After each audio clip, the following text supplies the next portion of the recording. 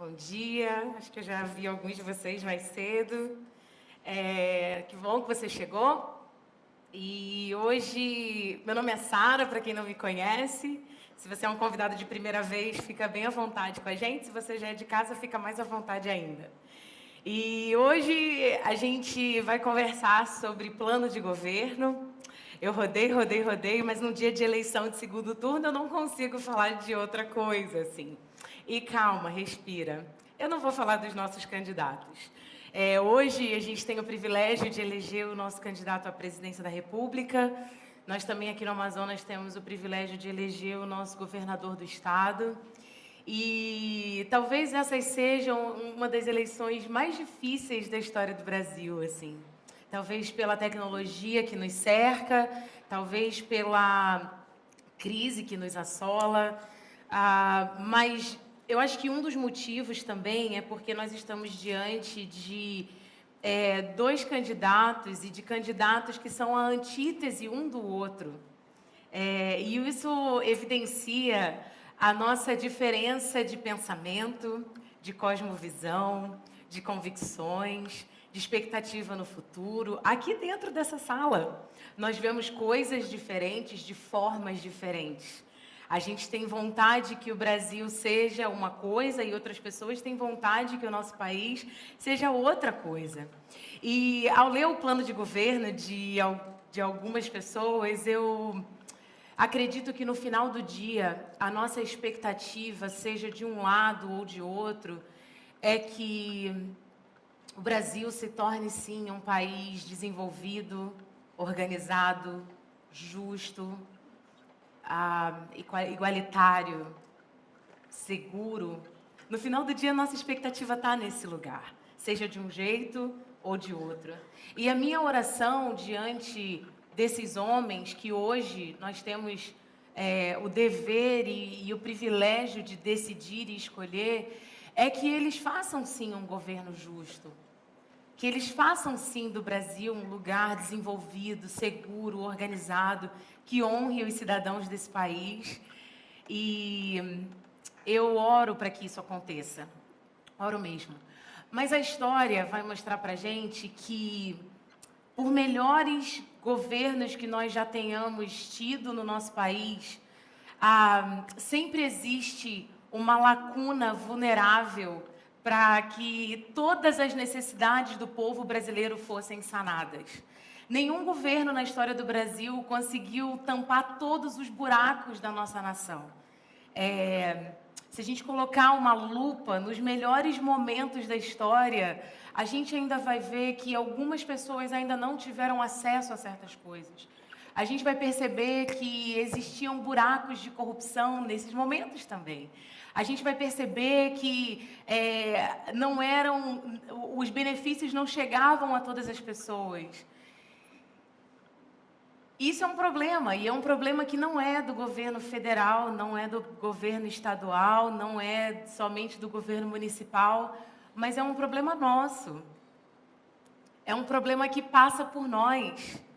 E nós talvez sejamos parte das lombadas de transformação do nosso país. Através das nossas decisões, através das nossas escolhas e das coisas que nós estamos envolvidos que atrapalham a transformação do nosso país. E hoje, eu li um texto essa semana de Assis Borges Xavier, que ele falou que hoje nós decidimos o futuro dos políticos do Brasil, se estarão no governo ou não estarão no governo. E ele ousa dizer que o futuro do Brasil, ele se transforma, ele acontece no nosso dia a dia, com as nossas decisões. E eu entendo a gota de utopia de que o povo tem esse poder de transformar um país, que o povo tem o poder de, apesar de quem está no governo, fazer algo maior ainda. Mas eu sou acusada de otimismo. Eu sou uma otimista nata, obstinada. Eu consigo ver alegria no meio da tristeza, sabe? Eu consigo ver esperança no meio do buraco. E eu realmente acredito que se existe uma esperança para esse momento que nós estamos vivendo, essa esperança ela se derrama sobre você e sobre mim. Brasília vai ser um reflexo de mim e de você. O futuro do nosso país, ele passa por mim e por você. E eu fiquei pensando, diante desses planos de governo, daqueles parágrafos extensos com vários pontos e subtítulos e subtópicos, qual é a minha parte nesse plano de governo?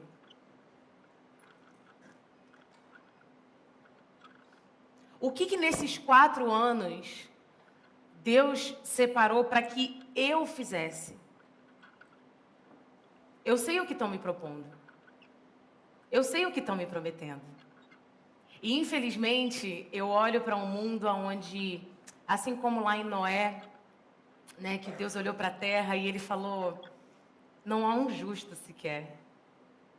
Não há um justo sequer nesse lugar. E às vezes eu me vejo nesse lugar de Deus, até começar em mim. Quem sou eu nesse país, sabe? Quais são as minhas decisões? E aí quando eu começo a avaliar quais seriam os meus planos, quais seriam as minhas propostas de governo, eu começo a questionar o que eu tenho feito pelo Brasil à minha volta. Eu não estou falando aqui do governo federal, ministérios do Planalto, a gente sabe o que está previsto para aquele lugar. Mas o que eu tenho feito no Brasil, literalmente à minha volta? O que eu tenho feito? Quais são as medidas anticorrupção que eu tenho tomado na minha vida e na vida da minha família? Talvez passe por cortar os gatos de luz e de net que estão nas nossas casas. O megafilmes na internet que você baixa com vírus. Talvez passe por retornos que não são legais de serem feitos, que eu faço. O que eu tenho feito no Ministério da Educação do meu bairro, aonde talvez eu poderia armar uma biblioteca doméstica lá na porta da minha casa. Leve um livro, leia um livro, porque eu acredito que a leitura transforma o ser humano. E quem levar, levou. E o meu papel vai ser captar livro para botar nessa biblioteca em frente à minha casa, para quem levar seja um ser humano melhor. Talvez o meu plano de governo para a economia do meu bairro seja treinar mulheres a costurar ou a fazer coxinha de frango para que elas vendam, para que elas tenham renda. O que eu tenho feito para que as pessoas do nosso país se sintam mais iguais? Será que eu estou exigindo de Brasília uma lei para a igualdade, mas eu não consigo servir água num copo de vidro para um empregado? Será que eu tenho exigido igualdade de Brasília, mas eu não dou bom dia para uma senhora de serviços gerais que está dentro do banheiro do shopping? Qual é o meu plano de governo? O que só eu posso fazer? Se o meu Brasil fosse aparecer no Fantástico, o Brasil que eu estou tocando, quais seriam as grandes notícias? Assim? E olhando para o movimento que alguns cidadãos comuns, como eu e você, têm feito ao redor do mundo, eu sou tentada a acreditar no poder do indivíduo que acredita que pode gerar transformação ao seu redor. E eu fui tentada a mostrar alguns vídeos e algumas coisas, mas eu acho que você consegue pensar em algumas pessoas. Pessoas que começaram com um projeto de formiguinha, mas que transformaram a vida de 1, de 10, de 1.000, de 3.000, de 10.000 pessoas na sua comunidade, na sua cidade. E hoje a gente vai olhar para um copeiro que transformou uma nação.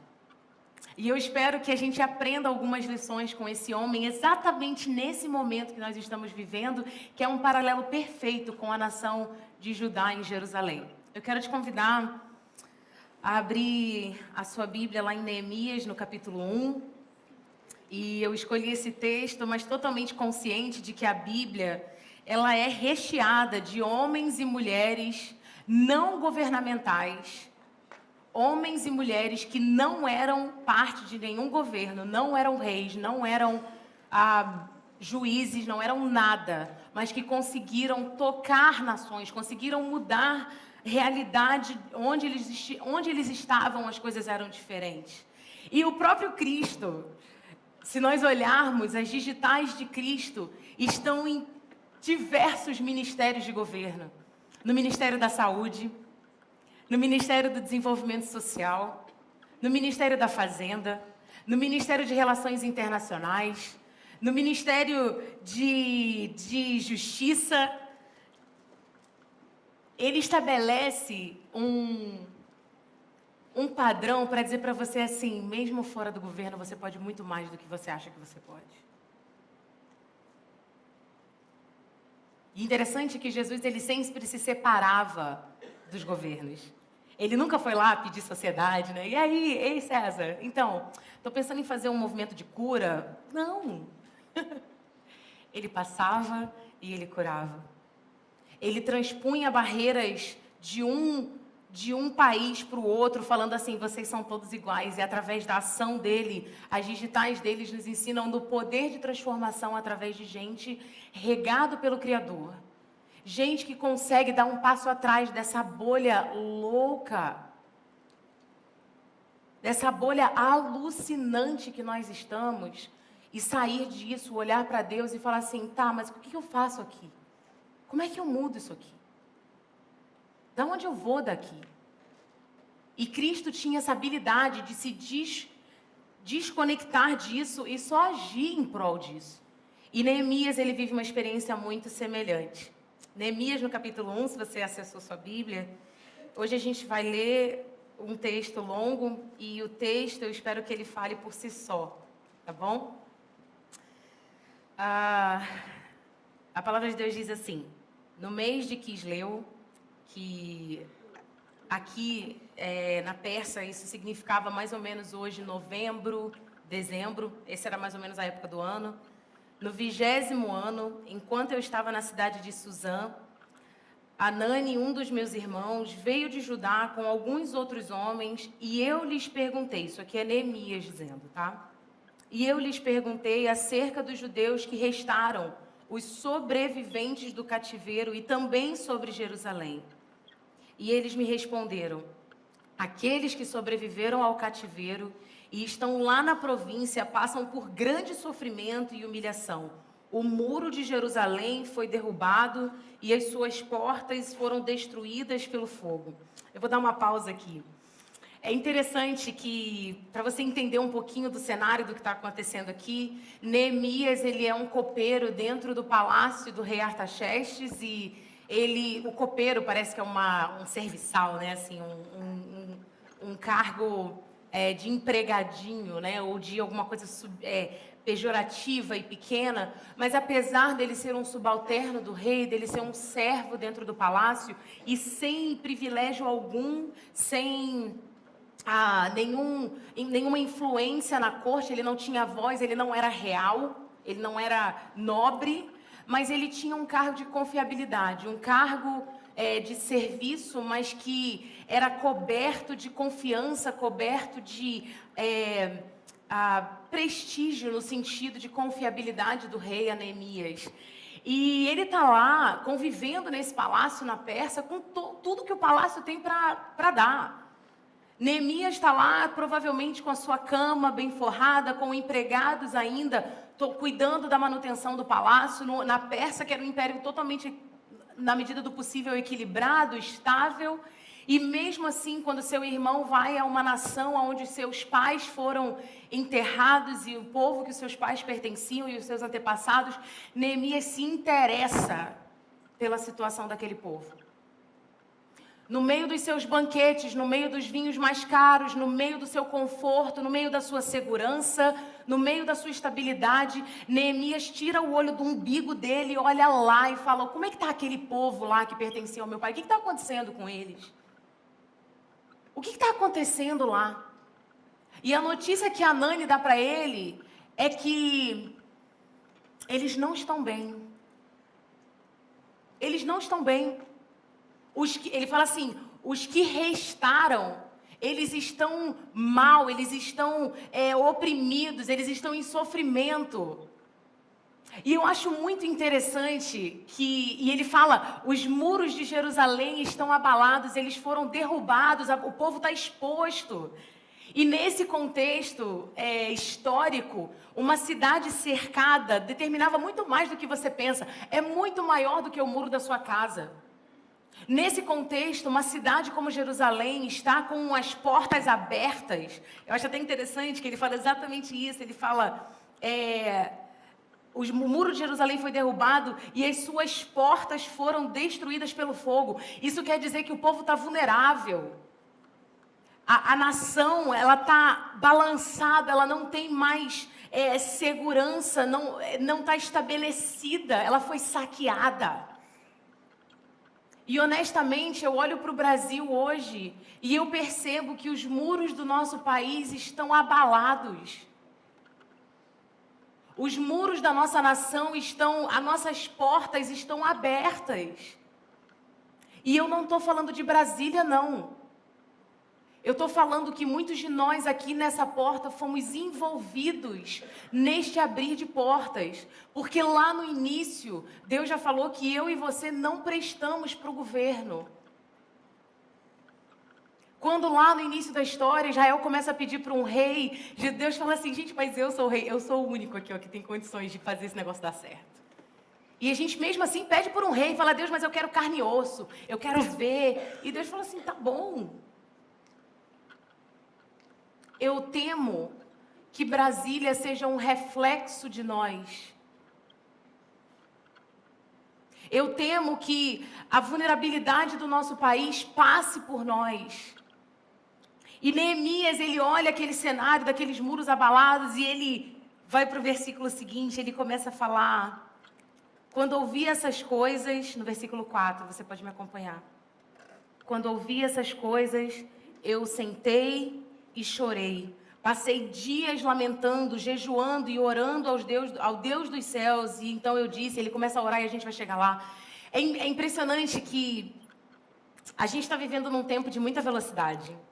Eu não sei como é que é a sua semana, mas a minha semana é extremamente acelerada. Eu mal saio do domingo, já é domingo de novo. Eu tenho uma conversa e no momento seguinte eu já esqueci o que eu conversei. Se eu não anotar na minha agenda do Google, já era.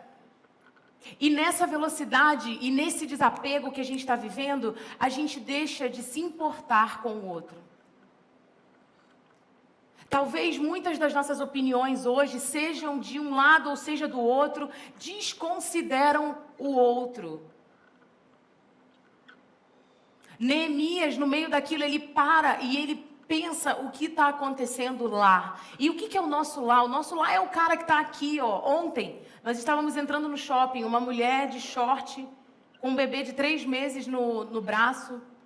E eu estava atrasada para o fórum que a gente teve aqui. Essa mulher, eu amei a atitude dela, porque ela estava assim, ela estava com o bebê no colo, ela estava quietinha, e ela tentou abordar da forma mais... Sabe quando a pessoa não quer te pedir, mas ela precisa, e ela... Moça, eu tô aqui porque eu preciso comprar comida pra gente, eu não tô com comida, e a gente precisa pagar o aluguel, e eu não tenho de onde tirar dinheiro para pagar meu aluguel. E sabe qual foi a minha vontade? É real, legítimo, eu tô atrasada. Eu não tenho tempo, e vou. Por quê? Porque a gente não para olhar a necessidade do outro. A gente não para perceber o outro. E não diferente, o cara que está na janela do teu carro, aquele bairro de palafita que você passa do seu bairro para o outro. E achei muito interessante ali no Dom Pedro, tem uma pontezinha num bairro perto do Empire Center, que exatamente isso, condomínios de luxo em volta e uma comunidade inteira de palafita ali, ó. E quantas vezes eu passei por ali, ó, eu morava ali perto, passava.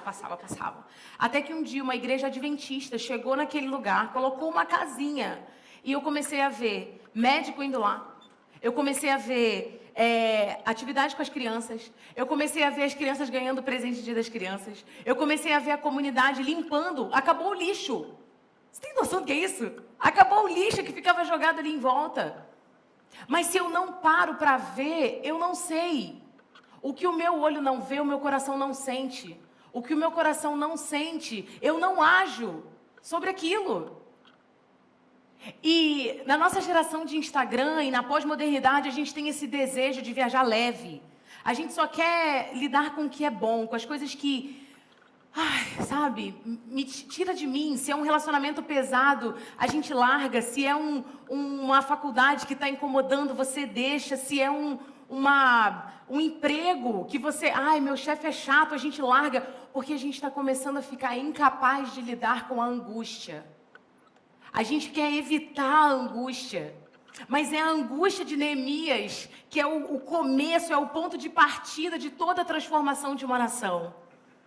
E olha para mim, eu não quero que você saia daqui com sensação de peso e de culpa, não. Não quero. Só que tem coisas nesses 4 anos que Deus só vai mostrar para você. Tem oportunidades de mudar de vida, de transformação de vida que Deus só vai dar para você. E eu não quero que você perca essas oportunidades. Porque no final do dia não é a respeito de Brasília. Deus não está interessado no Planalto. Deus não está interessado em empresas. Deus não está interessado em empresários do Brasil. Ele está interessado nas pessoas de dentro dessa empresa. Ele está interessado nas pessoas de dentro do Planalto. Ele está interessado nas pessoas em volta de nós. E é para essas pessoas que nós devemos olhar. A revelia de quem entrar no poder hoje, as pessoas precisam ser olhadas. Você entende isso? E Neemias consegue olhar e sentir. Mas ele também responde, ele fala, quando eu ouvi essas coisas, eu me sentei, eu chorei, eu passei dias lamentando, assim, sabe?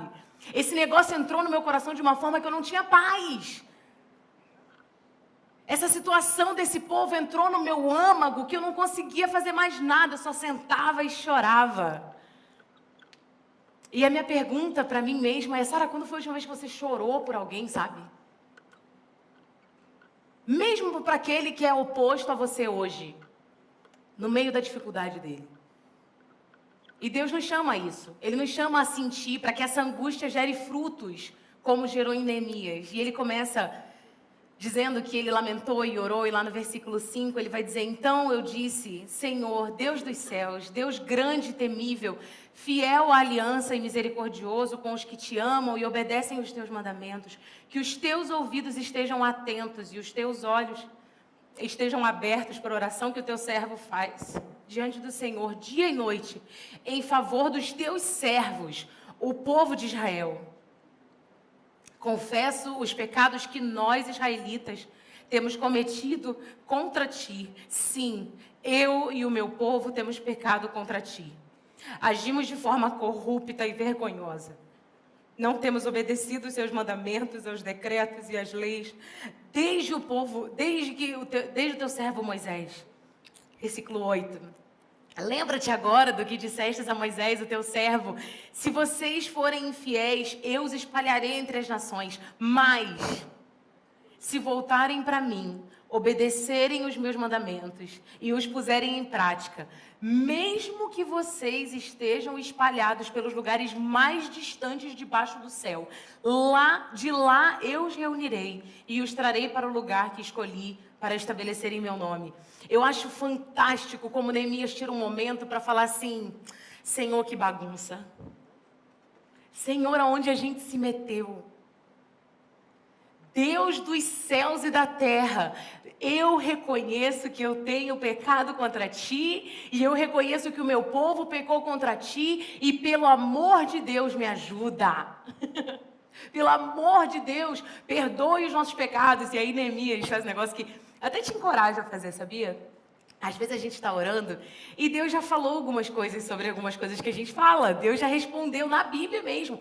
E você viu que Neemias, ele começa a citar a própria palavra de Deus. Ele fala, Deus, lembra que o Senhor disse? Lembra que o Senhor falou que se um dia a gente... Lembra que o Senhor falou? E esse momento que nós estamos vivendo agora é um grande convite para uma autoavaliação, para que nesses 4 anos, se nada mais, as pessoas que estão dentro dessa sala vivam de forma irrepreensíveis diante de Deus e dos homens. Que nós tenhamos coragem de olhar para Deus e falar, Senhor, eu pequei contra ti. Eu e os meus irmãos pecaram contra ti.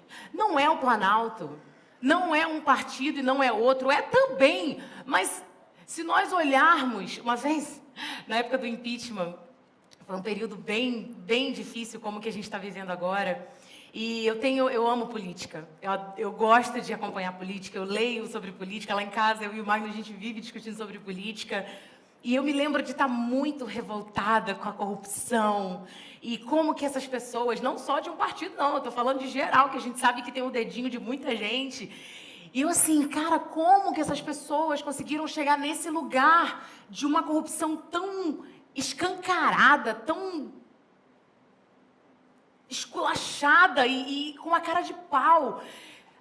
Vocês sabem que eu sou humana, né? Então eu tenho esse tipo de pensamento também. E eu me lembro de estar nesse momento de calor, sabe? De Brasília, e fulano, e ciclano. E um dia eu estava indo para o treino de manhã.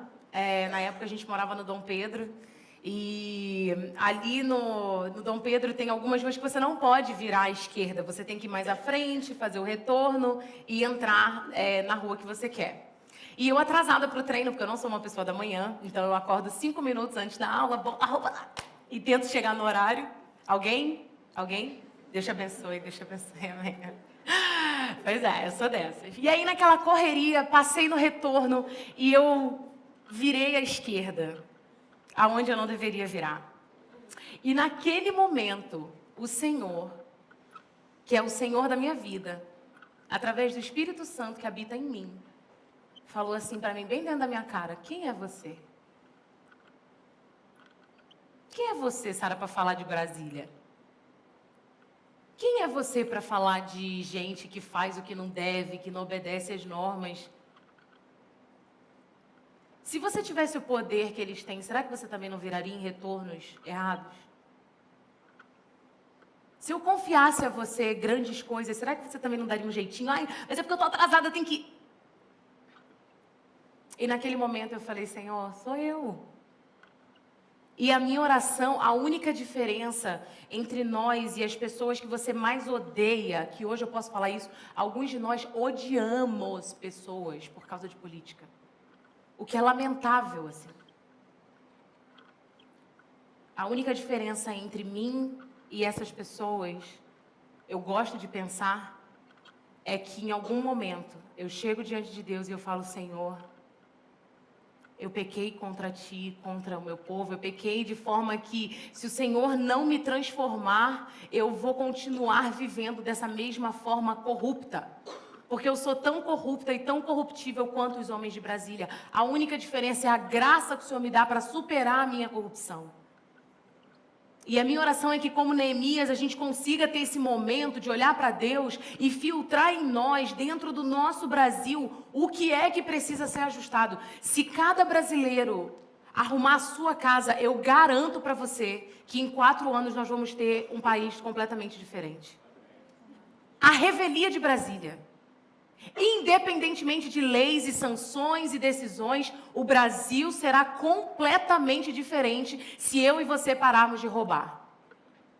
Se eu e você pararmos de virar em retorno o que não precisa. Se eu e você, que não devemos. Se eu e você pararmos de burlar o imposto de renda. Se eu e você olharmos para o outro em nível de igualdade. Se eu e você começarmos a educar os outros como nós educamos os nossos filhos. Porque não tem a mesma chance que os nossos filhos. O Brasil vai ser diferente, a revelia, do que nós colocarmos no poder hoje. E acho que é por isso que Neemias faz essa oração. É por isso que ele está assim. Você reparou que ele não falou de gente, ele não falou de Artaxerxes, que mandou derrubar os muros, que parar a reconstrução do muro. Ele não reclamou de X e Y, ele falou, Senhor dos céus, Pai que tem todo o poder e toda a autoridade, conserta o nosso coração. É isso que Neemias está falando aqui. Ele está falando assim, conserta o nosso coração. Eu e o meu povo temos pecado contra ti. Mas se vocês se voltarem para mim, eu vou fazer. E me desculpa, olha para mim. Eu sou crente. Eu acredito nesse negócio de que Deus tem sim poder de transformar uma nação. Porque Ele promete que se o povo dele, que se chama pelo nome dele, se humilhar e orar e buscar a sua face e se arrepender dos seus maus caminhos, Ele vai ouvir do céu, perdoar o meu pecado e sarar a nossa terra. Então começa em nome de Jesus. Amém. E não é de forma miraculosa, não. É através desse perdão e dessa transformação da minha vida que ele tem chance. Você entende isso? Ele poderia mandar do céu.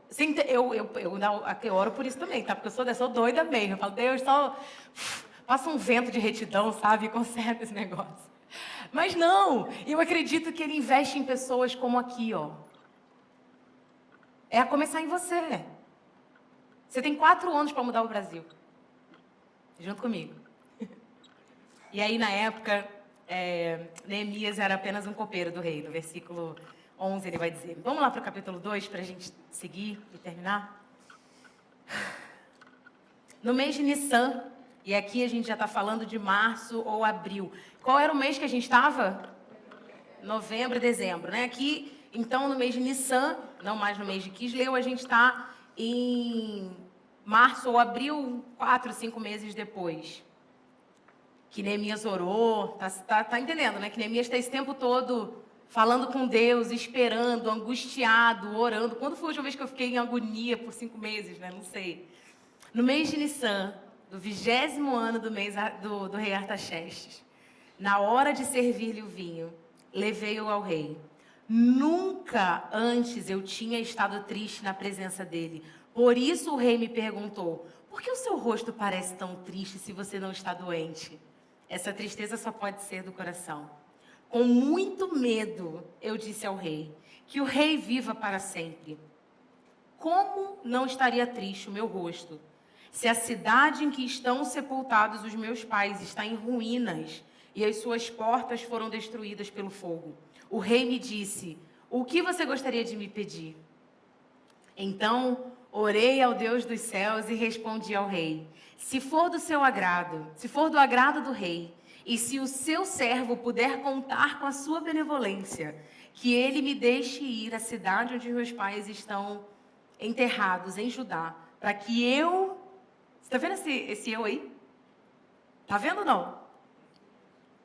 Para que eu possa reconstruí-la.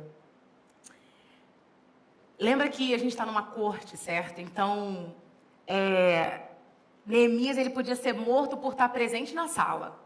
Esse é o tipo de ambiente hostil que nós estamos agora, nessa manhã. Se o rei olhasse para Neemias e ele espirrou no momento em que ele ia se pronunciar, o rei tinha literalmente autonomia e poder de falar assim, não gostei, mata. Então Neemias andava no sapato. Ele sabia que ele tinha favor com o rei, que ele era meio que respeitado pelo rei, mas existia uma tensão. E quando ele fala aqui, o teu rosto, nunca antes eu havia estado triste diante do rei, é que naquela época se pensava que se o copeiro saísse da norma, vamos supor que ele todo dia está assim, né? Bom dia, rei, tudo bom? Aí um dia ele está assim, bom dia, rei. Isso poderia demonstrar que alguma coisa estava errada. Ele servia a comida do rei.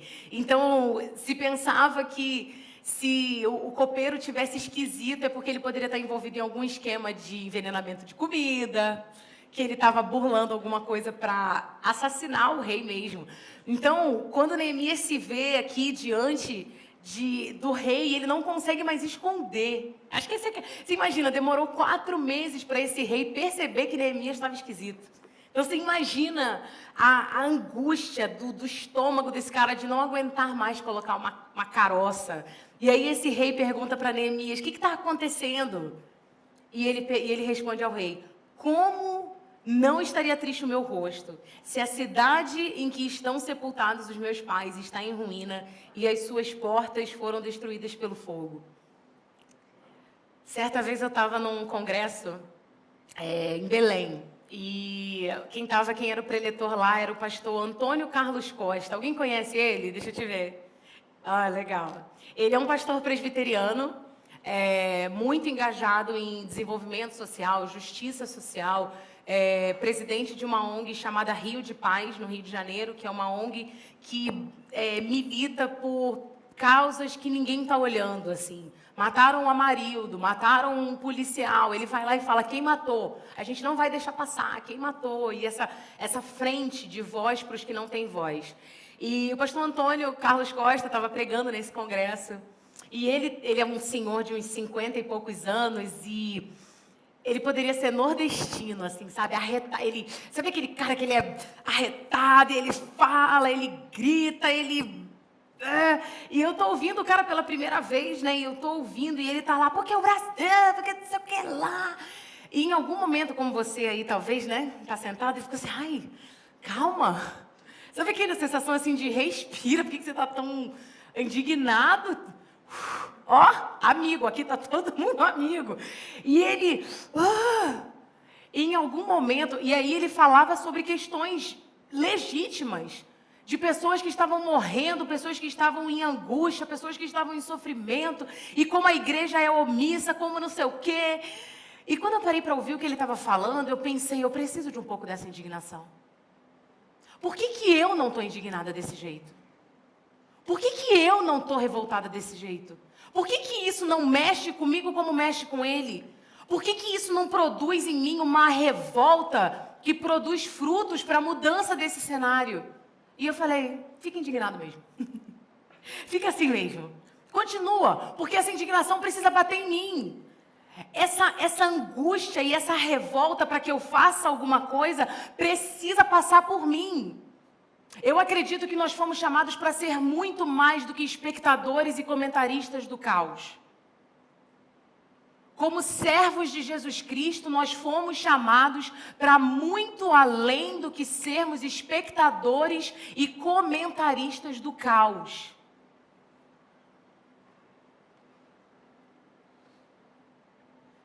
Como eu não estaria triste se a minha cidade estão sepultados meus pais, está em ruínas e as portas estão destruídas? Como? Como que eu posso sentar em casa em paz e saber que o pastor Cosme está lá sem casa, que não está mais, graças a alguns de vocês que ajudaram?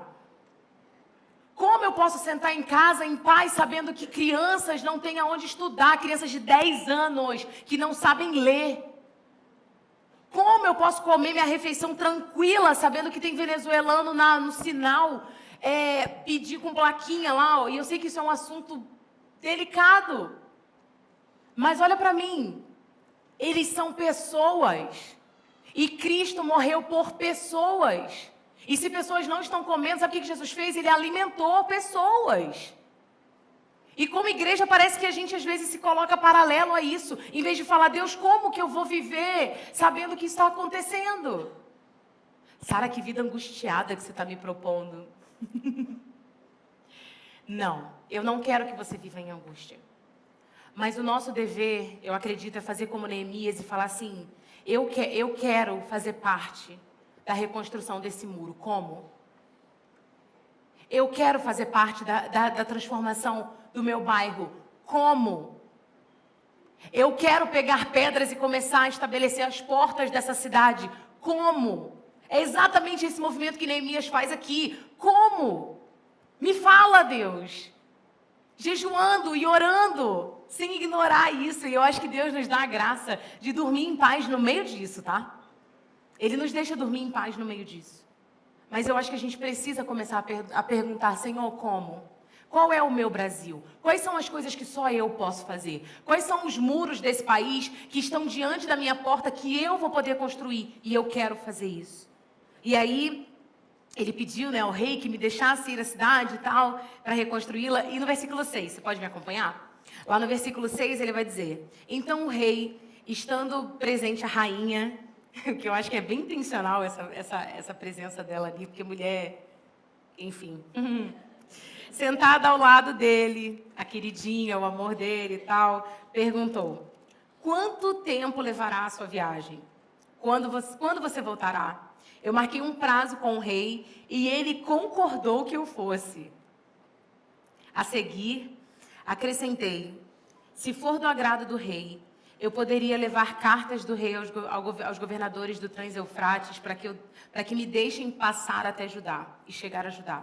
E também uma carta para Asaf, guarda da floresta do rei, para que ele me forneça madeira para as portas da cidadela que fica junto ao templo, para os muros da cidade e para a residência que eu iria ocupar. Visto que a bondosa mão de Deus estava sobre mim, o rei atendeu os meus pedidos.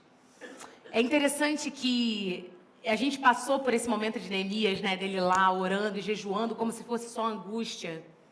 Mas eu gosto de pensar que foi exatamente nesse momento que Deus começou a dar estratégia para Neemias. Para ele falar assim, me deixa aí para que eu possa reconstruir esse muro. eu acredito que houve um diálogo muito próximo com Deus aqui.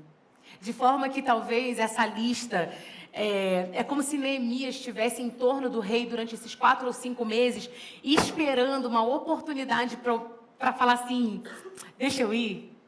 E se o rei falar assim? Se o rei falar assim, Deus, e se o rei falar assim, o que eu falo?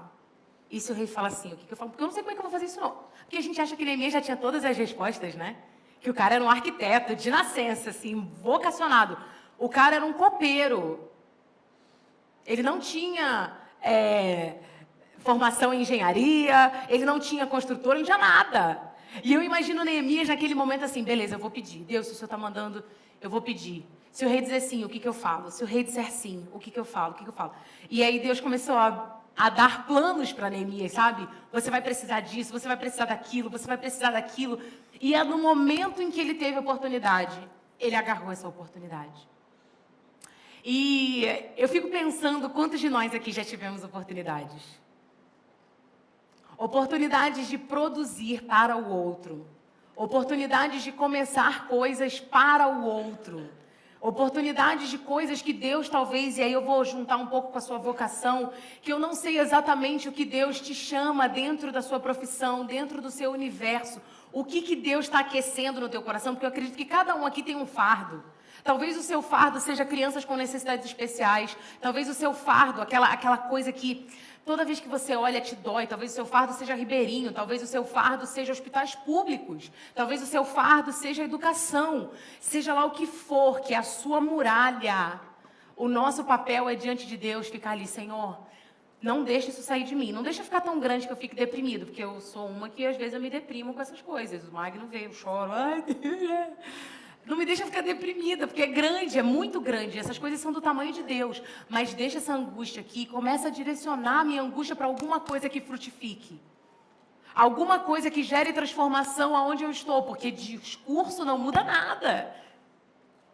E Deus começa a dar isso a Neemias. E a partir do momento que ele tem um momento com o rei, ele não só aceita essa oportunidade, mas ele tem uma lista completa de tudo que ele precisa para construir essa muralha. Eu não sei qual é a sua muralha hoje no Brasil. Não sei. Não sei o tamanho do seu muro.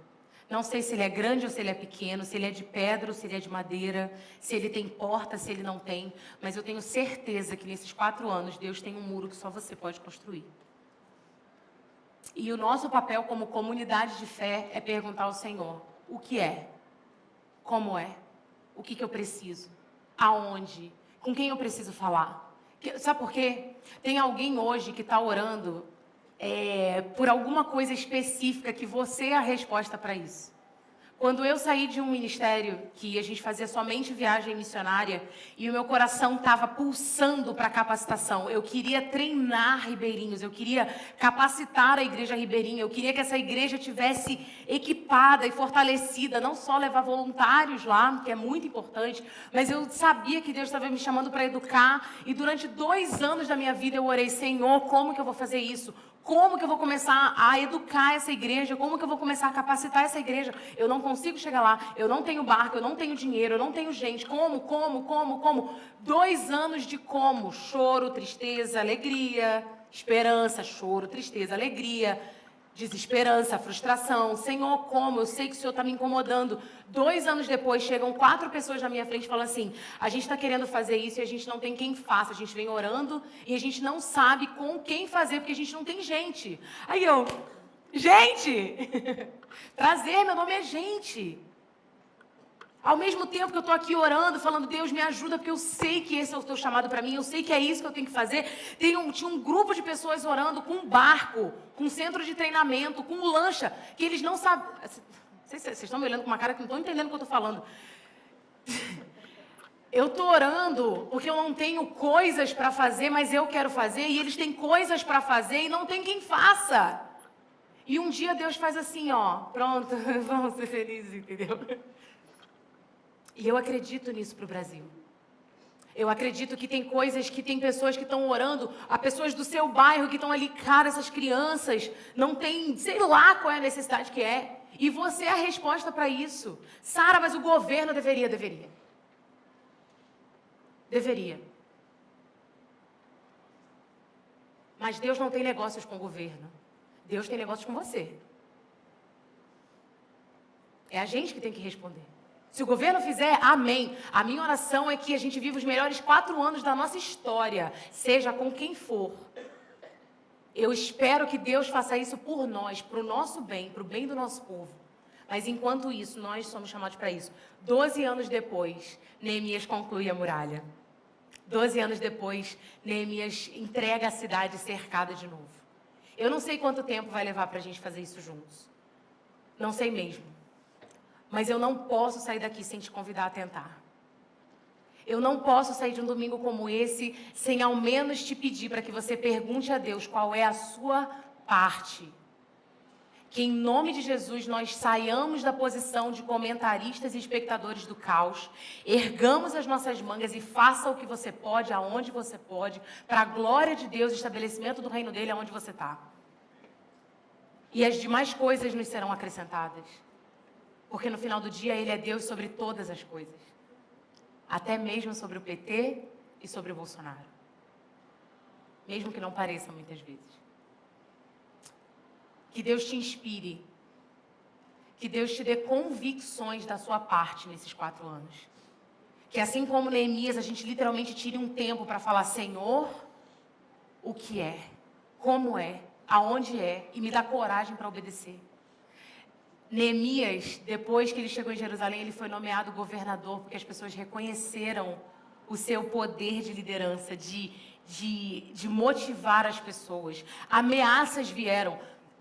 2 dos maiores oficiais em torno de Neemias, que foi Sanbalate e Tobias, zombaram de Neemias nesse processo de reconstrução da cidade do povo deles. Tentaram pegar oficiais e virar contra Neemias. Tentaram jogar água nesse chope. E Neemias falou: eu vim em nome de Deus e enquanto Deus não mandar eu parar, eu não vou parar. Fortaleçam as barreiras. O povo começou a trabalhar de dia e vigiar de noite. O povo começou a trabalhar de dia e vigiar os trabalhos de noite, porque o povo estava tentando atacá-los. Então, assim, nesse processo vão haver resistências sim, a começar por você, a começar pela sua família, a começar pelas pessoas que estão à sua volta. Você é doida? Isso aí é do fulano, isso aí é do... Não interessa. Se o que Deus falar com você, tenha coragem de obedecer. Eu acredito que os muros do nosso país vão ser reconstruídos. Acredito. E não pretendo sair daqui. Eu vou lutar até o fim. Mas eu acho que a gente pode muito mais se a gente começar pela nossa casa e pelo Brasil que nos cerca. Em 4 anos, talvez a gente tenha mais chance de um Brasil desenvolvido, justo, igualitário, seguro. E de preferência que saiba que Deus fez todas essas coisas. Você ora comigo? Deus, nessa manhã, eu te agradeço por homens como Neemias, assim, que conseguiram fazer o inimaginável, que conseguiram ver além do que era visível, conseguiram agir além das suas possibilidades para que pessoas tivessem a vida completamente transformadas. E nessa manhã, como corpo, como família, nós clamamos pelo nosso Brasil. Deus, como eu amo essa pátria, como eu amo esse país. E a minha oração é que o Senhor nos salve de nós mesmos, sabe? Assim como lá na Bíblia, quando o Senhor viu a Torre de Babel, aquela confusão, e o Senhor olhou para a humanidade e falou: não, vocês não sabem o que vocês fazem. E o Senhor interviu, assim, o Senhor interveio e falou: chega, acabou, vai cada um para um canto. E o Senhor colocou ordem. Eu te peço que hoje o Senhor coloque ordem no nosso país. Apesar de nós, apesar das nossas falhas, apesar da nossa corrupção, apesar da nossa infidelidade, perdoa os nossos pecados, Deus. Assim, a gente tem perdido de vista quem o Senhor é e perdido de vista os planos que o Senhor tinha quando o Senhor criou essa Amazônia, quando o Senhor criou todas essas coisas, e a gente está cada dia mais longe disso, e eu te peço perdão por isso. Lava o nosso país com a tua graça, sabe? Ajuda a gente a viver de forma íntegra. E, Pai, como comunidade, a gente te pede por propósito, sabe? A gente pede que o Senhor, de verdade, coloca sonhos nos nossos corações, sabe? Coloca visões para que a gente saiba qual é o nosso papel nesses 4 anos, para que a gente consiga mudar o Brasil que a gente consegue mudar. Eu não sei o que vai ser lá no grande mapa, mas que brasileiros sejam chamados, sejam recrutados individualmente a viver de forma reta, a acabar com os seus gatos de energia, com os seus gatos de net, com imposto de renda burlado, com trocos mal dados, com retornos que não são legais. Dá convicção para a gente arrumar a nossa casa. E começa a produzir fruto dessa retidão em nós, sabe? Que a nossa retidão saia da nossa boca e passe para as nossas ações. Porque a nossa boca fala de uma retidão que os nossos braços e as nossas pernas e a nossa mente não acompanham. Tem misericórdia de nós e usa a nossa mão para o que for possível, para que esse Brasil seja diferente daqui a 4 anos. Eu não sei qual é a madeira, eu não sei qual é a pedra, eu não sei se esse muro tem porta, mas que hoje nós comecemos a produzir sonhos de como ele é e que a gente comece a, em torno dos nossos reis, buscarmos oportunidades para executarmos o que o Senhor nos chamar para fazer. Em nome de Jesus, Pai. Amém.